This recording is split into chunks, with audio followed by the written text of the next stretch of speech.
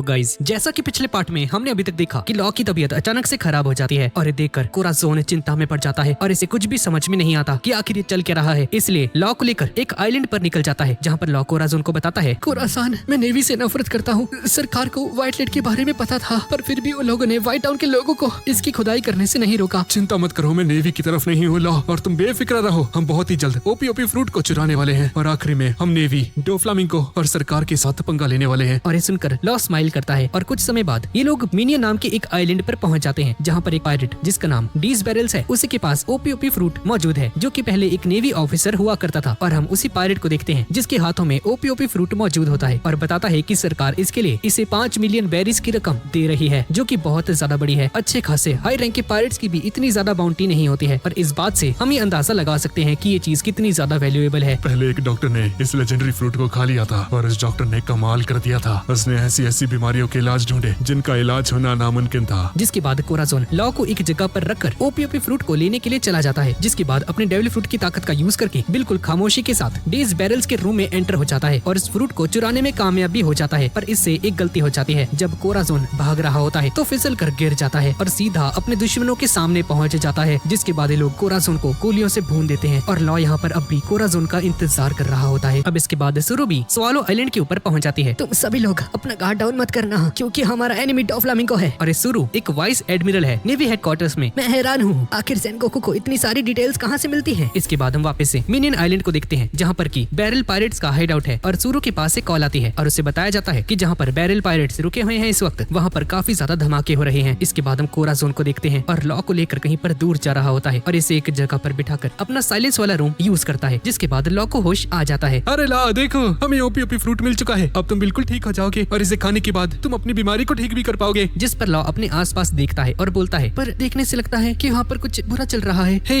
अभी उन सब बातों पर ध्यान देने का समय नहीं है। और ऐसा बोलकर जबरदस्ती लॉ के मुंह के अंदर ओपी फ्रूट को ठूस देता है। कोराज़ोन, मैं अभी एक डेविल फ्रूट ईटर बनने के लिए तैयार नहीं हूँ। पर इसी दौरान कोराज़ोन नीचे जमीन पर गिर जाता है और ये देखकर लॉ चौंक जाता है। जिसके बाद लॉ अपने छोटे छोटे हाथों का यूज करके कोराज़ोन को पलटता है और ये देखकर शॉक्ड रह जाता है कि कोराज़ोन की पूरी बॉडी में गोलियां लगी हुई हैं। ओपी फ्रूट, कोराज़ोन को ठीक कर दो।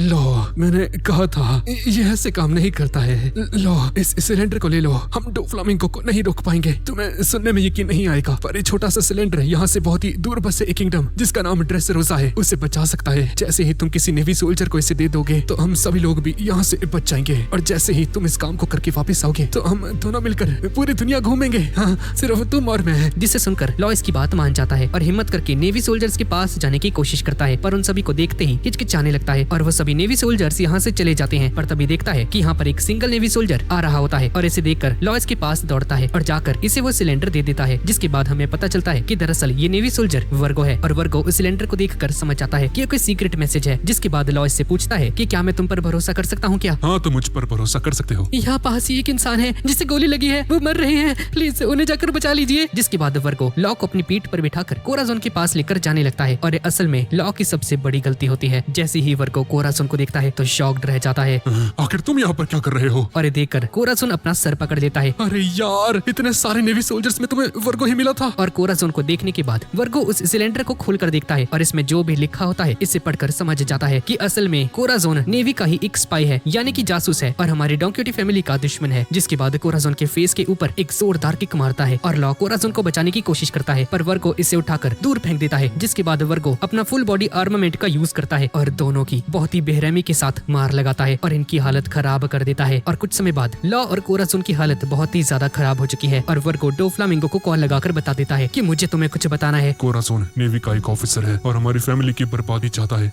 अफसोस, जो मैं सोच रहा था वो सच निकला और अब से मेरा परिवार बस तुम लोग हो। और इसी बीच जब वर्गो डोफ्लामिंगो से बात कर रहा होता है, कोराज़ोन लॉ को लेकर यहाँ से निकल जाता है और वर्गो इस बात को डोफ्लामिंगो को बता देता है। ओपी फ्रूट उसी के पास मौजूद होगा और जब तक वो इस टाउन में है वो यहाँ से कहीं नहीं जा सकता है। जिसके बाद डोफ्लामिंगो अपना बर्ड केज यूज कर देता है और इस पूरे टाउन में अपने बर्ड केज का यूज करके घेर लेता है। ये देखकर कोराज़ोन समझ जाता है कि डोफ्लामिंगो की ही कोई टेक्निक है और समझ जाता है कि अब इसका यहाँ से निकलना बहुत ही ज्यादा मुश्किल हो चुका है। और डोफ्लामिंगो अपनी पपेट टेक्निक का यूज करके यहाँ मौजूद सभी पायरेट्स को एक दूसरे के हाथों मरवा रहा होता है। और कोराज़ोन लॉ को लेकर एक जगह पर जाता है और इसके पास जाकर अपनी पुरानी यादों को सोचने लगता है। लॉ, क्या मेरे मरने के बाद भी तुम मुझे याद रखोगे? जिसके बाद डिसाइड करता है कि ये खुद तो यहाँ से नहीं निकल पाएगा, पर शायद से लॉ को यहाँ से बाहर निकाल सके और अपने मन में कहता है, मैं तो मर जाऊंगा, पर लॉ मैं चाहता हूँ कि जब भी तुम मुझे याद करो तो तुम्हें मेरा हंसता हुआ चेहरा याद आए। जिसके बाद लॉ की आंख खुल जाती है और देखकर चौंक जाता है कि कोराज़ोन के चेहरे के ऊपर इतनी प्यारी स्माइल होती है। प्यारी तो नहीं है वैसे। लॉ, निकलने का समय आ चुका है। और डोफ्लामिंगो के बर्ड केज की वजह से नेवी अंदर नहीं आ पाती है और हम एक बच्चे को देखते हैं। बैरल पायरेट्स इस बच्चे से हेल्प मांगते हैं पर ये लड़का यहाँ से भाग जाता है और बाकी पायरेट्स एक दूसरे को ही मारने में लगे होते हैं क्योंकि डोफ्लामिंगो अभी इन्हें कंट्रोल कर रहा है। और यहाँ पर डीज बैरल डोफ्लामिंगो इसके पास आ जाता है। अच्छा, तो डॉन क्यूटी फैमिली ही है जिसने मेरे ओपी ओपी फ्रूट को चुरा लिया। हाँ, आखिर तुमने ओपी ओपी फ्रूट को चोरी होने कैसे दिया? हाँ पियक्कड़ बेवकूफ आदमी। और डोफ्लामिंगो इसे जान से मार देता है। और यहाँ पर डॉन क्यूटी फैमिली के बाकी के मेंबर्स कोराज़ोन और लॉ को ढूंढ रहे होते हैं और डियामांटे और ट्रेवल यहाँ पर मौजूद एक ट्रेजर बॉक्स को देखकर खुश हो जाते हैं। और बफेलो और बेबी 5 दोनों ऊपर से उन दोनों को ढूंढने की कोशिश कर रहे होते हैं। तब इनके पास एक मैसेज आता है कि नेवी को टाउन के पास एक बच्चा मिला है। और यहाँ पर कोराज़ोन लॉ को बचाने के लिए सबकी अटेंशन अपनी तरफ खींचने लगता है और डोफ्लामिंगो अपने हाथ में एक बंदूक को पकड़कर अपने पास्ट को याद करने लगता है, जहाँ पर अपने फादर के ऊपर गन पॉइंट करते हुए कहता है, जब मैं आपको मारकर आपका सर मेरी जॉइस में भेजूंगा तो वो लोग मुझे होली लैंड के अंदर वापस ले लेंगे। डोफ्लामिंगो, रोसिनांटे, मुझे माफ करना कि तुम्हें मेरे जैसा एक पिता मिला। और डोफ्लामिंगो अपने फादर पर ही गोली चला देता है। इसके बाद हम वापस से प्रेजेंट में आ जाते हैं, जहाँ पर डॉन क्यूटी फैमिली के मेंबर्स कोराज़ोन के ऊपर एक के बाद एक अटैक्स कर रहे होते हैं और इसे मार मार कर इसकी हालत खराब कर दी होती है। और ट्रेवल बोलता है, ये वही इंसान है जो कि नेवी और हमारे बीच में एक ऑल आउट वॉर चाहता था। ये हमारी फैमिली को बर्बाद करना चाहता था। हाँ? और लॉ अंदर से ये सारी बातें सुन रहा होता है। तभी डोफ्लामिंगो कोराज़ोन के सामने आ जाता है। कोराज़ोन, 6 महीने हो चुके हैं तुम्हें गए हुए। और कोराज़ोन अपनी पॉकेट में हाथ डालता है और हम कोराज़ोन की बचपन की एक सीन को देखते हैं, जहाँ पर कोराज़ोन रो रहा होता है और इसे देखकर सेनगोकू बोलता है, क्या तुम्हारे पास रहने के लिए कोई जगह नहीं है बच्चे? हाँ, अगर ऐसा है तो तुम मेरे साथ चल सकते हो। और प्रेजेंट में कोराज़ोन अपनी गन को डोफ्लामिंगो पर पॉइंट कर देता है। मरीन कोड 01746, मैं नेवी हेडक्वार्टर्स का कमांडर रोसिनांटे, फ्यूचर में होने वाली तबाही को रोकने के लिए यहाँ पर तुम्हें मारने आया हूँ डोफ्लामिंगो। और लो कोराज़ोन की बात सुनकर चौंक जाता है। कोराज़ोन अपने सर को धीरे से उस बॉक्स पर मारता है। मुझे माफ करना लॉ, मैं एक नेवी सोल्जर हूँ और मैंने तुमसे झूठ इसलिए कहा था क्योंकि मैं नहीं चाहता था कि तुम मुझसे नफरत करो। मुझे बात मालूम थी। अपने इस बकवास को बंद करो और मुझे बस मेरे 2 सवालों का जवाब दो। ओपी ओपी फ्रूट कहाँ पर है और दूसरा लॉ कहाँ पर है? ओपी ओपी फ्रूट, हाँ, उसे तो मैंने लॉ को खिला दिया है और अब लॉ एक डेविल फ्रूट यूजर बन चुका है और वो यहाँ से जा चुका है। उसे नेवी के सोल्जर्स ने बचा लिया है डोफ्लामिंगो और अब तक तो वो शिप यहाँ से बहुत ही ज्यादा दूर जा चुकी होगी।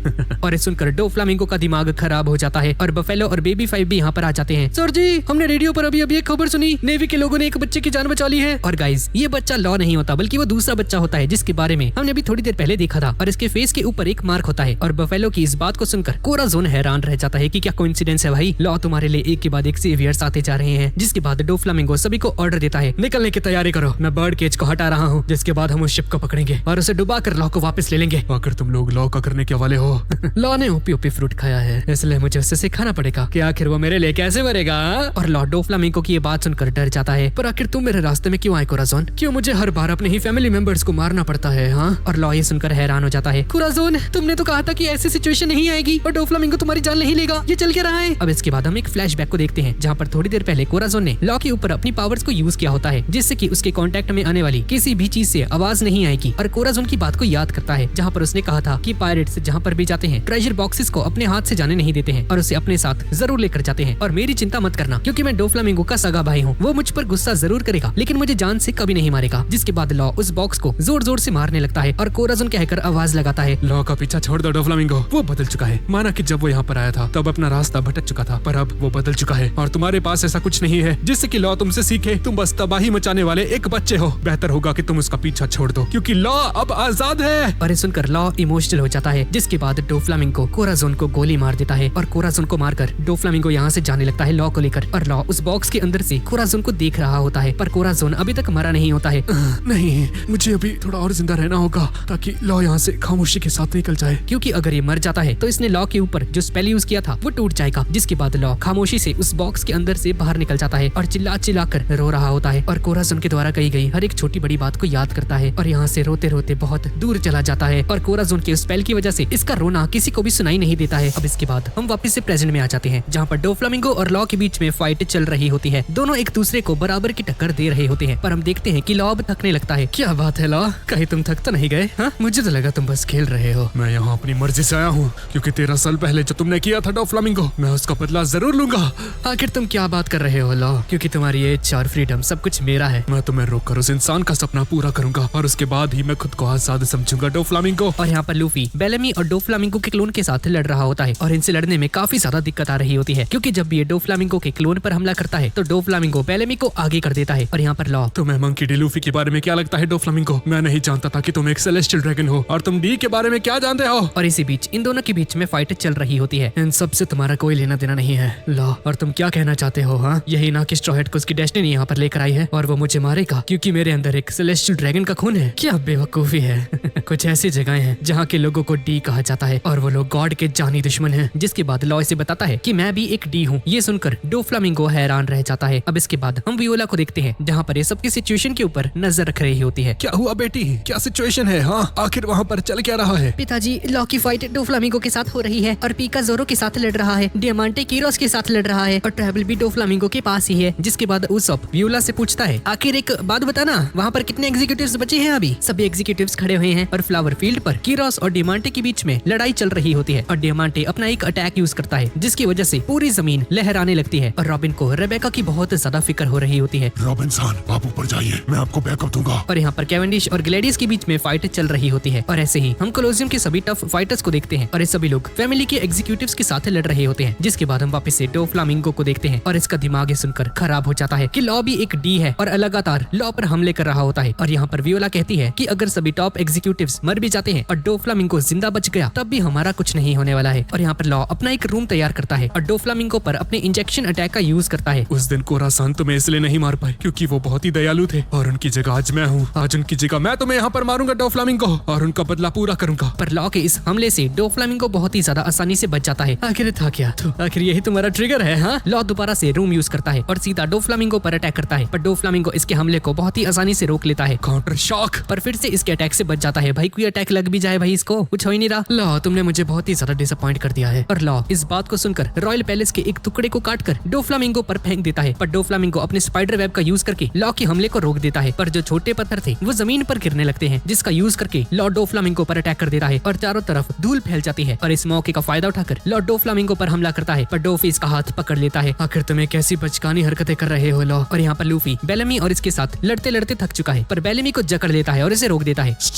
प्लीज मुझे मार दो। बेलेमी मैं ऐसा नहीं कर सकता। और डोफ्लामिंगो अब भी बेलेमी का यूज कर रहा होता है। इसके बाद हम जोरो को देखते हैं जहाँ पर जोरो अब भी पीका के साथ लड़ रहा होता है और तभी कुछ सोल्जर्स यहाँ पर आकर जोरो पर हमला कर देते हैं पर तभी ओलंबस यहाँ पर आकर इस हमले को रोक देता है और जोरो से कहता है कि इस बड़े वाले को तुम हैंडल करो, इन छोटे छोटों को मैं हैंडल कर सकता हूँ। और पीका की हंसी सुनकर जोरो बोलता है, अरे ये किस तरह की हंसी है, पागल वागल है क्या? क्या कहा तुमने? क्या तुम्हें मेरी हंसी से कोई दिक्कत है? तुम्हें दो टुकड़ों में काटने में मजा आएगा। और यहाँ पर डोफ्लामिंगो लॉ से कहता है कि तुम बड़ी चीजों को नहीं देख पा रहे हो, हमेशा बिना मतलब की चीजों में ही फंसे रहते हो, इसलिए तुम कुछ नहीं कर सकते हो लॉ। क्योंकि जो कमजोर इंसान होते हैं वो हमेशा दूसरों की बुराई करने में ही लगे रहते हैं और खुद को बर्बाद कर लेते हैं। क्योंकि अपने दुश्मनों को मारने के बहुत सारे तरीके होते हैं लॉ। जैसे कि अब इसे ही देख लो, अगर तुम्हें मुझे मरवाना ही था तो अपने प्लान के हिसाब से चलते रहते और मुझे और काइडो को आपस में लड़वा देते, तुम्हारा काम आसानी से बन जाता। पर तुमने कोराज़ोन के बारे में सोचा और थोड़े इमोशनल हो गए जिसके बाद तुमने मुझे गेम में वापस आने का मौका दे दिया लॉ। और लॉ, क्या तुम्हें वो लेटर याद है क्या जो कि कोराज़ोन ने तुम्हें दिया था? हाँ, अगर उस दिन तुम उस लेटर को सही इंसान के पास पहुंचाते थे तो आज कोराज़ोन पूरे ड्रेसरोसा को बचा पाता, यहाँ की कितनी सारी जिंदगियां बच जाती लॉ। और अगर कायदे से देखा जाए तो कोराज़ोन की मौत के जिम्मेदार तुम भी हो। अगर उस दिन तुम उस लेटर को किसी और इंसान के हाथ में दे देते तो मुझे मेरे प्लान में चेंजेस करने पड़ जाते, पर तुमने ओपी फ्रूट को खाया और सही समय पर वहाँ से निकल गए और इतने सालों के बाद तुमने दोबारा से अपना एक घटिया चेहरा मुझे पंख हैजार्ड में दिखाया। और डोफ्लामिंगो लॉ के हाथ पर अपना पैर रखकर इसे जोर से जमीन पर फेंक देता है और हम देखते हैं कि डोफ्लामिंगो ने लॉ के एक हाथ को तोड़ दिया है और लॉ दर्द के मारे चिल्ला रहा होता है। और यहाँ पर लूफी का दिमाग खराब हो जाता है। Second gear. और सामने से आ रहे बेलेमी को डॉज करके अपने रेड हॉक अटैक का यूज करके डोफ्लामिंगो के क्लोन पर हमला कर देता है और उसके क्लोन को मार मार कर इसे हवा में दूर फेंक देता है और लूफी इस पर लगातार हमले करता है। ये देखकर बेलेमी भी हैरान हो जाता है और लूफी इसे मारते मारते इस क्लोन को सीधा रूफटॉप की छत के ऊपर लेकर चला जाता है और इसके हवा में ही 3 टुकड़े कर देता है। और लूफी के इस हमले की वजह से डोफ्लामिंगो की क्लोन बॉडी पूरी तरह से धराशायी हो जाती है और लॉ, ट्रैवल और डोफी भी ये देखकर हैरान हो जाते हैं। लगता है ये केज भी किसी के लिए छोटा पड़ गया। और लूफी गुस्से के साथ डोफ्लामिंगो को देख रहा होता है। मिंगा!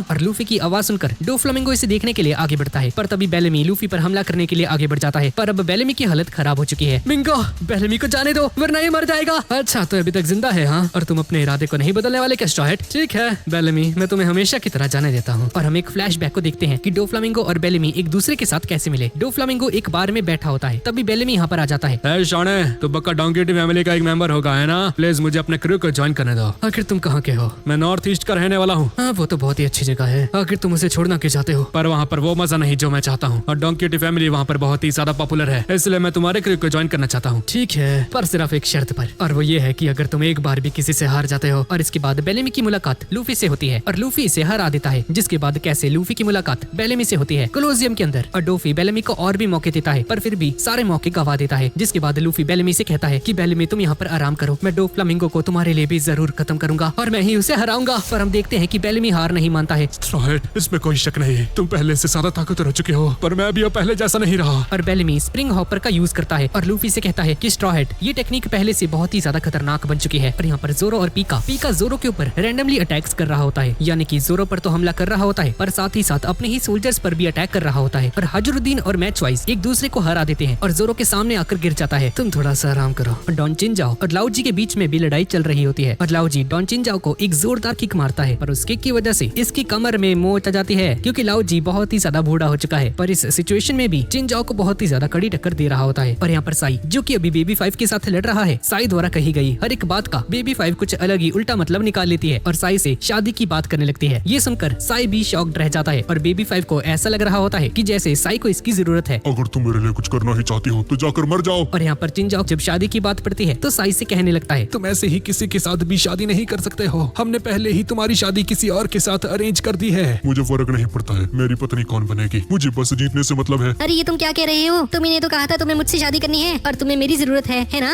दूर हो जाए, पागल लड़की है, तुम मेरी दुश्मन हो, ऐसा नहीं हो सकता। पर आखिर क्यों नहीं हो सकता है? मैं तुम्हारे लिए कुछ भी कर सकती हूँ। अच्छा बेवकूफ, तो चलो खुद को मार डालो। और ये बात सुनकर बेबी 5 2 पल के लिए रुक जाती है और अगले ही पल अपने हाथ को एक बंदूक बनाकर सीधा अपने सर की तरफ पॉइंट कर देती है। अरे ओ पागल हो गई हो क्या? ये कैसी हरकत है? पागल मत बनो, अगर वो मरना चाहती है तो उसे मरने दो ना, तुम्हें उसकी इतनी परवाह क्यों हो रही है? हाँ, तुम हमारी आर्मी के फ्यूचर लीडर हो, तुम्हें इससे भी ज्यादा निर्दयी होना होगा। आखिर तुम्हें इसकी इतनी परवाह क्यों हो रही है? हाँ बूढ़े आदमी चुप रहिए, ये मेरा निजी मामला है। और साई बेबी 5 को बचाने के लिए आगे बढ़ जाता है और इसी के साथ हम बेबी 5 की एक छोटी सी बैक स्टोरी को देखते हैं कि आखिर इतनी ज्यादा स्टूपिड क्यों है कि कोई भी इससे कुछ भी कहता है तो ये आसानी से मान जाती है। दूर कहीं बंजर से इलाके में बेबी 5 अपनी मॉम के साथ होती है और यहाँ पर मौजूद सभी लोग इसकी माँ को कोस रहे होते हैं और बोलते हैं कि एक तो तुमने एक बेटी को जन्म दिया है जो कि हमारे किसी काम की नहीं, और दूसरा ये बहुत ज्यादा खाती है और हमारे पास इसे खिलाने के लिए कुछ नहीं है, ये हमारे किसी काम की नहीं, तो बेहतर होगा कि तुम इसे पहाड़ी पर छोड़ाओ। और बेबी 5 को उसकी मॉम माउंटेन पर लेकर चली जाती है और इसे यहीं पर छोड़ाती है। बच्ची मेरा पीछा मत करना। नहीं मॉम प्लीज ऐसे मत करिए, आखिर अब ये क्यों कर रही हैं? तो मैं यहाँ पर किसी की जरूरत नहीं है, तुम यहाँ पर बिन बुलाए आ गई हो, तुम यूजलेस हो, किसी को तुम्हारी जरूरत नहीं है। और इसे छोड़कर यहाँ पर चली जाती है। काफी साल बीत जाते हैं और उस दिन के बाद से ही जब भी कोई बेबी 5 से कुछ भी कहता है तो उसे ना नहीं कह पाती है। माँ देखिए, मैं यहाँ पर लोगों की जरूरत हूँ। इसके बाद हम वापस से प्रेजेंट में आ जाते हैं जहाँ पर डॉन चिनचाओ साई पर अटैक करते हुए कहता है कि तुम हमारी आर्मी की बेइज्जती कर रहे हो और हमारी आर्मी को तुम्हारे जैसे एक लीडर की कोई जरूरत नहीं है, और साई पर हमला कर देता है और इन दोनों के बीच में फाइट शुरू हो जाती है। और साई के एक हमले की वजह से अपने ग्रैंडपा के उस अजीब से सर को दोबारा से टेढ़ा कर देता है और साई सीधा जाकर बेबी 5 पर एक थप्पड़ लगाता है। दोबारा ऐसा मत करना बेवकूफ। पर क्यों? आखिर तुमने मेरी जान क्यों बचाई? मेरी बात को ध्यान से सुनो, तुम एक ऐसी दुनिया में जी रही थी जहाँ पर तुम्हें किसी ने बताया ही नहीं कि जो तुम सोच रही हो वो बिल्कुल गलत है। और ये सारी बातें सुनकर चिनचाओ साई के ऊपर बहुत प्राउड फील करता है। मुझे तुम पर गर्व है बच्चे,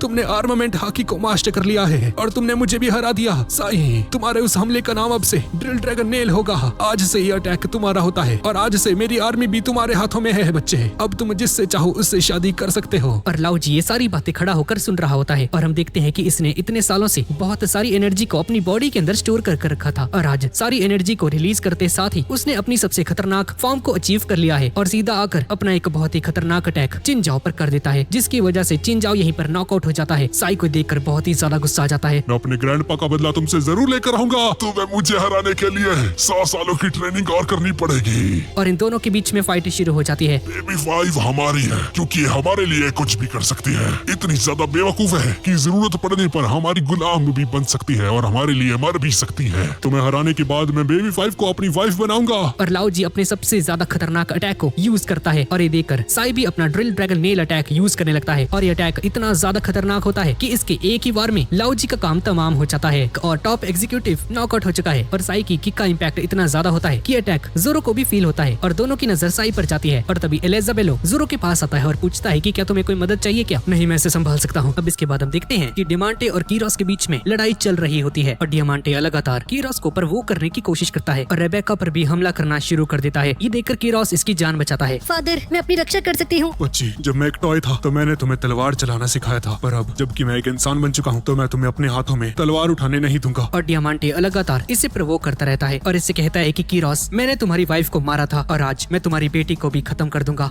अच्छा तो चलो देखते हैं। इसके बाद हम लूफी और बेलेमी को देखते हैं, जहाँ पर बेलेमी अब भी हार नहीं मान रहा होता है और लूफी इसे लगातार समझाता है, जिस पर हम देखते हैं कि बेलेमी अब अपने हाथों पर आर्मामेंट हाकी की कोटिंग कर देता है और सीधा लूफी पर एक जोरदार किक मारता है। और यहाँ पर डोफ्लामिंगो और लॉ, डोफ्लामिंगो ने मार मार के लॉ की हालत खराब कर दी है, पर लॉ भी हार नहीं मानता है। पर डोफ्लामिंगो अपने एक से बढ़कर एक सबसे खतरनाक अटैक्स को परफॉर्म करता है। लो आज मैं तुम्हारा दूसरा हाथ भी तुमसे ले लूंगा, पर चिंता मत करो, मैं तुम्हें इतनी आसानी से नहीं मारने वाला। मैं तो तुम्हें अभी और तड़पाऊंगा और उसके बाद तुम्हारी जान लूंगा। और दोबारा से लॉ को पकड़ लेता है और इस पर बहुत सारे अटैक्स करता है। और यहाँ पर लूफी बेलेमी को समझाता है कि क्या तुमने सुना नहीं था, डोफ्लामिंगो ने तुम्हें आजाद कर दिया है बेलेमी, तो तुम्हें अब ये सब छोड़ देना चाहिए। स्ट्रॉ हैट, शायद तुम समझे नहीं, उसने मुझे अपने परिवार से निकाल दिया है और ये मेरे लिए बहुत ही ज्यादा शर्मनाक है। पर मेरे भी कुछ उसूल हैं जिनसे मैं कभी नहीं मुकर सकता हूँ, इसलिए चुपचाप मेरा सामना करो। पर बेलेमी मैं तुम्हें मारना नहीं चाहता। और ऊपर डोफ्लामिंगो लॉ से कहता है, आखिर स्ट्रॉ हैट को आने में इतना टाइम क्यों लग रहा है? और यहाँ पर ग्लैडियस ने कैवेंडिश के ऊपर अपने अटैक को यूज कर दिया होता है, जिससे कि यहाँ पर एक बहुत बड़ा धमाका होने वाला है। ये देखकर कैवेंडिश बार्टोलोमियो से कहता है, बार्टोलोमियो जल्दी से मुझे अपनी शील्ड के अंदर ले लो। अबे जाना। ये देखकर कैवेंडिश को बहुत ही ज्यादा गुस्सा आ जाता है। साले मैंने कहा मुझे अंदर ले। और ग्लैडियस का अटैक इतना ज्यादा ताकतवर होता है कि यहाँ पर ये पूरी जगह एक जायंट बॉम्ब में तब्दील हो जाती है, जिसके बाद जो धमाका यहाँ पर होता है बहुत ही ज्यादा खतरनाक होता है दोस्तों। आसपास की सारी चीजों की धज्जियां उड़ जाती हैं। अब तो कैवेंडिश का काम तमाम हो चुका होगा और अपना विक्ट्री साइन दिखाने वाला होता है। पर तभी हम देखते हैं कि जैसे ही धुआं उठता है तो बार्टोलोमियो ने कैवेंडिश को अपनी शील्ड के अंदर ले लिया होता है, जिसके बाद कैवेंडिश बार्टोलोमियो से कहता है कि अपना बैरियर हटाओ, मुझे उससे लड़ने जाना है। अगर दोबारा मुझ पर ऐसा कोई हमला होता है तो तुम मुझे ठीक है ऐसे ही बचाओगे बार्टोलोमियो, समझ गए ना? अबे जाना।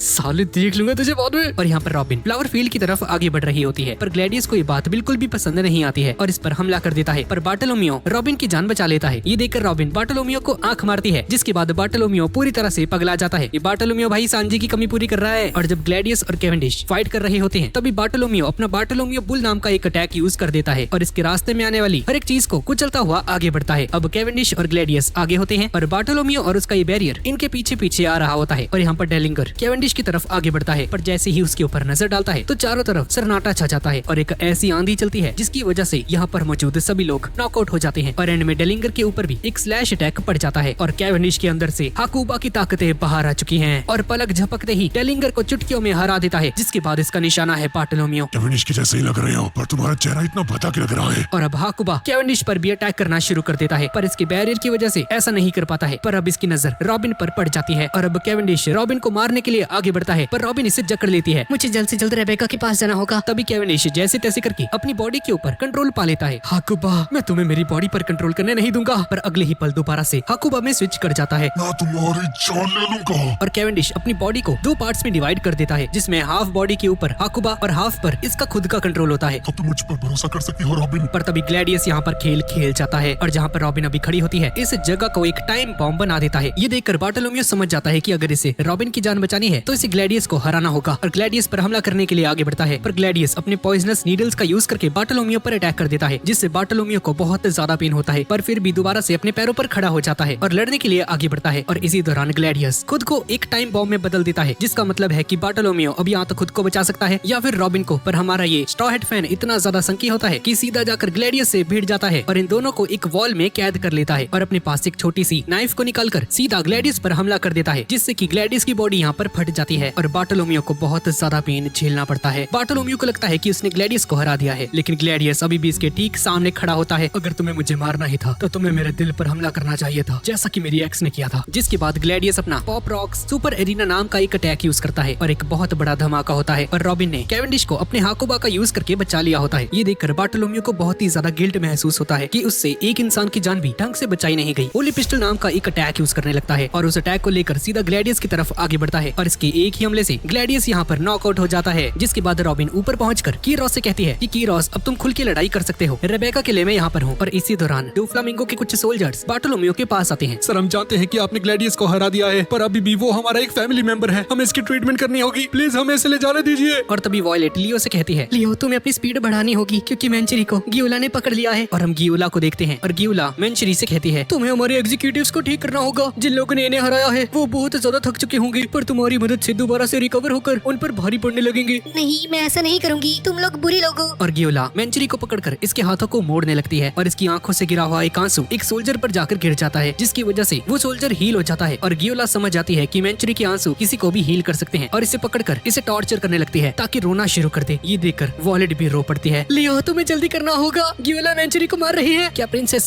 सच में किसी को हील कर सकती हैं क्या? हाँ उसॉप, उसने हीलिंग नाम का एक फ्रूट खाया है जिसके आंसू किसी को भी हील कर सकते हैं। ये सुनकर उसॉप समझ जाता है कि आखिर क्यों डोफ्लामिंगो ने प्रिंसेस मैंचुरी को कैदी बनाकर रखा था। इसी दौरान हम देखते हैं कि लियो गियोला के पास पहुंच जाता है और लियो को देखकर मैंचुरी रोने लगती है, पर अब बहुत देर हो चुकी है और गियोला मैंचुरी के आंसुओं को अपने सभी एग्जीक्यूटिव्स के ऊपर छिड़क देती है और जैसे ही आंसू इन पर पड़ेंगे ये सभी दोबारा से जिंदा हो जाएंगे और जितनी भी मेहनत अब तक इन लोगों ने की है वो सब की सब बर्बाद होने वाली है। पर तभी कूब यहाँ पर आकर अपने बीटल अपरकट नाम का एक अटैक यूज करता है और इन सभी टॉप एग्जीक्यूटिव्स को यहाँ से दूर फेंक देता है, जिससे कि मैंचुरी के आंसू नीचे जमीन पर गिर जाते हैं और इनको टच नहीं होते हैं। और लियो अपने डेविल फ्रूट की ताकत का यूज करके यहाँ पर मौजूद सभी एग्जीक्यूटिव्स और गियोला को सिल देता है और मैंचुरी की जान बचा लेता है। क्या बात है भाई, ये बीटल तो सही निकला भाई। और गियोला डोफ्लामिंगो का प्लान बताती है, अगर सब कुछ बिगड़ भी जाता है तो हमारे पास मैंचुरी है, वो अपने डेविल फ्रूट की ताकत का यूज करके हमारे सभी एग्जीक्यूटिव्स और सभी को हील कर सकती है। और मैंचुरी जितना भी इस डेविल फ्रूट को यूज करेगी इसकी लाइफ स्पैन में से दिन, साल या महीने कम होते जाएंगे। और अब गियोला की सारी उम्मीद सैनियर पिंक पर टिकी हुई है, पर यहाँ पर सैनियर पिंक तो फ्रैंकी के साथ लड़ रहा होता है और जैसे ही सैनियर पिंक फ्रैंकी पर हमला करता है तो फ्रैंकी उस अटैक को ले लेता है जो कि था एक धोबी पछाड़। ये देखकर वीका हैरान हो जाती है और पूछती है, फ्रैंकी तुमने उसे डॉज क्यों नहीं किया? ਇਹ ਲੜਾਈ ਇੱਕ ਦੋ ਮਰਦਾਂ ਦੇ ਵਿੱਚ ਹੈ ਤੇ ਮਰਦ ਨੂੰ ਦਰਦ ਨਹੀਂ ਹੁੰਦਾ ਤੇ ਕਦੇ ਵੀ ਆਪਣੀ ਗੱਲ ਤੋਂ ਪਿੱਛੇ ਨਹੀਂ ਹਟਦਾ।